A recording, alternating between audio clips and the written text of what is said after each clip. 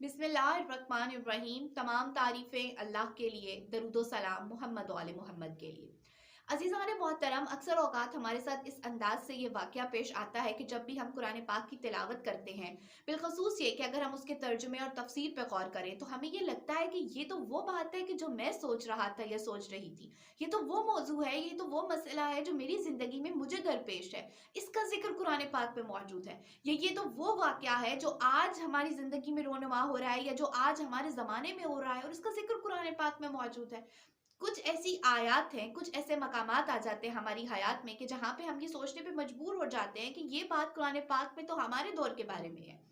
इसी अंदाज से एक सहाबी ने हज़रत इमाम जाफ़र सादिक अलैहिस्सलाम से सवाल किया और उन्होंने पूछा कि मौला, ऐसा क्यों होता है कि जब हम कुरान पाक को पढ़ते हैं तो हमें वैसे ही तरोताज़ा लगता है? यानी जब हम उसको पढ़ते हैं तो लगता है ये अभी की बात है, ये हमारे दौर की बात है। ऐसा क्यों होता है?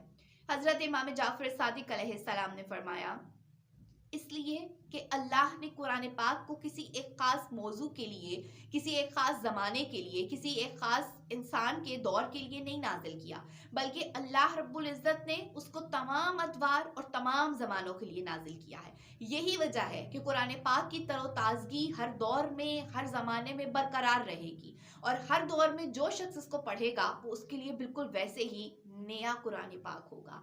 तो जब भी हम कुरान पाक को पढ़ रहे होते हैं तो कोशिश हमें ये करनी चाहिए कि हम कुरान पाक के जो असल मानी और मफ़हूम हैं, जो उसमें छुपे हुए इसरार इलाही हैं, उनको समझने की कोशिश करें। खुदावंद आलम से दुआ और दरख्वास्त है कि वो हमें ये तौफ़ीक अता करे कि हम मारिफत कुरान मजीद को हासिल कर सकें। आमीन या रब्बिल आलमीन। अल्लाहुम्मा सल्लि अला मुहम्मदिन व आले मुहम्मद वअज्जिल फ़रजहुम व फ़रजना मिन।